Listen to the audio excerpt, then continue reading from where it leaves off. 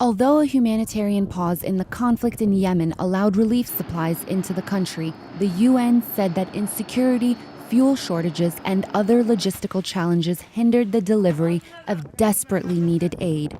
This conflict has displaced a lot of people. It has, with the commercial cargo embargo, both on food and fuel, it has disrupted the local market, and both food and fuel have become very scarce in the country.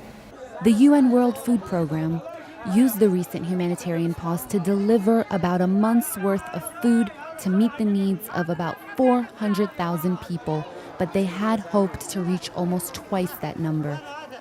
Before the conflict started, already we had over 10 million people who were food insecure. And with this embargo, the numbers have definitely increased. We find that many markets are without food, and where there is food, the prices are very high. As the week progressed, some cause for hope did appear as the UN announced the launch of consultations set to begin in Geneva on the 28th of May, aimed at resuming the political process in Yemen. A transformative vision for education over the next 15 years. That's what global leaders in education, government, civil society, and the private sector agreed on at the 2015 World Education Forum held in the South Korean city of Incheon. The so-called Incheon Declaration encourages countries to provide inclusive, equitable, quality education and lifelong learning opportunities for all.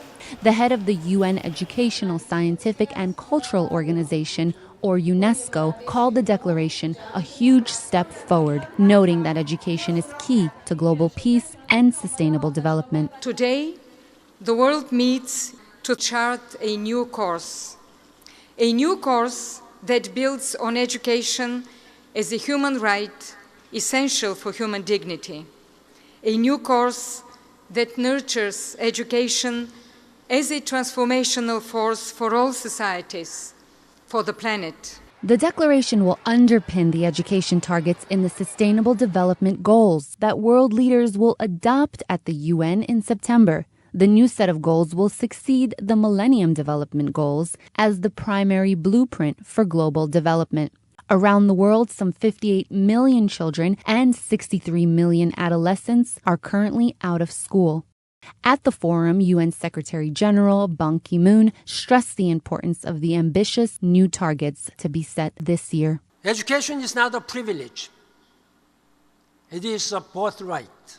We cannot call this world prosperous if it is too poor to educate its people. It has taken the global community 20 years to make energy central to the development agenda. Now that the goals and targets have been set, it's up to member states to convert commitments into kilowatt hours for real people. That was the message delivered by Kandel Yumkela, the UN Secretary General Special Representative for Sustainable Energy for All, to delegates in New York as they met to discuss the future of global energy. We see this as a $1 trillion opportunity, not a $1 trillion challenge. We believe the third industrial revolution has started. We believe the energy revolution has already started.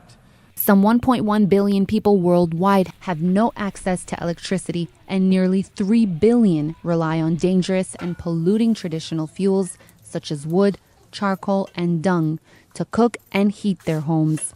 At the same time, extensive energy use, especially in high-income countries, creates pollution, emits greenhouse gases, and depletes non-renewable fossil fuels. In a critical year that will see the UN take on sustainable development and climate change, the need for greening humanity's energy sources has been propelled to the forefront of the conversation. This is not about helping the poor South. This is about an energy revolution, making sure even the rich use energy different, because it is the emissions from a handful of countries that will take us to climate hell. It is the poor who will suffer the most if others do not use energy properly.